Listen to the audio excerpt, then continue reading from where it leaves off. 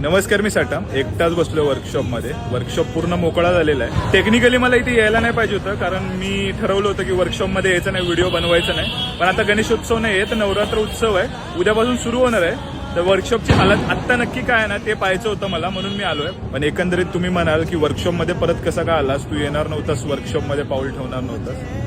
पण शेवटी एक उत्साही कार्यकर्ता आहे, इथे आल्याशिवाय काही चैन पडणार नाही. बघा, 1 जून पासून सुरू झालेल्या वर्कशॉपचा प्रवास आता जवळपास संपलेला आहे. उद्यापासून बांबू उतरायला सुरुवात होतील, उद्या नवरात्रीला सुरुवात होते. प्रॅक्टिकली उत्सव इथून संपलेला आहे आणि आता काही काळापुरता म्हणजे 9 दिवस आणि अजून दसऱ्याचा 1 दिवस आणि त्यानंतर विसर्जन, असं जवळपास 12 दिवसांचा अजून उत्सव शिल्लक राहिलेला आहे तसं प्रॅक्टिकली मुंबईतला.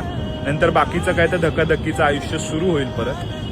पण एकंदरीत थोडंसं चलबिचल व्हायला झालंय परत एकदा, जसं विसर्जनाच्या वेळेला झालेलं तसं. कारण माहिती होतं, जरी माझ्या घरात माझ्या मंडळामध्ये उत्सव संपलेला असला तरी मुंबईत कुठे ना कुठेतरी उत्सव सुरू आहे. तो एनर्जीचा जो कॉर्पस आहे ना, तो अजून पण शिल्लक आहे. पण आता पूर्णपणे त्या गोष्टी संपुष्टनात आलेल्या आहेत. इथे तरी वर्कशॉपमध्ये अजून उत्सव आहे मंडपामध्ये, पण तोही संपणार आहे ह्याची गॅरंटी असल्यामुळे तितकंसं मन धास्तावत आहे की त्याच्यावर कितपत अवलंबून राहायचं ह्या बाबतीतला सुद्धा प्रश्न आहेत. गणपतीचे आता व्हिडिओ थेट परत एकदा हा वर्कशॉप उभा राहिल्यानंतर म्हणजे कधी 1 जूनला, तोपर्यंत ह्या ज्या सर्व आठवणी आहेत, कडू जास्त गोड कमी, माझ्यासाठी बाकीच्यांसाठी गोड खूप असतील, कडू कमी असतील, या सर्व आठवणी मनात साठवून ठेवायचे. बाकी जर माझं काही चुकलं असेल तर मला माफ करा. मूर्तिकारांबद्दलही काही आक्षेपार्ह मी जर बोललो असेल तर मला माफ करा. पण कायमच माझा निव्वळ हेतू राहिलेला आहे उत्सव वाचवायचा. आणि एक शेवटची एक गोष्ट सांगतो आणि हा व्हिडिओ थांबवतो, कारण आपल्याला आता नवरात्रीमध्ये प्रवेश करायचा आहे आपल्या कॉन्टेंटच्या दृष्टिकोनातून.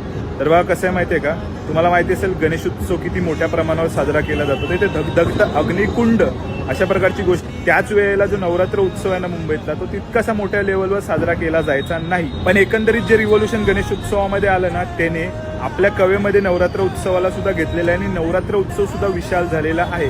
म्हणजे एका पंथी एवढा लहान कम्पॅरेटिव्हली गणेशोत्सवाच्या असणारा उत्सव आता मोठ्या धगधगत्या अग्निकुंडामध्ये त्याचं रूपांतर होत आहे. ते बघताना खूप जास्त कुतूहल वाटतंय. आणि एकंदरीत जसे मुंबईचे वर्कशॉप गणेशोत्सवामध्ये भरलेले असायचे, त्याच प्रकारे नवरात्रची ह्यावेळची गत होती.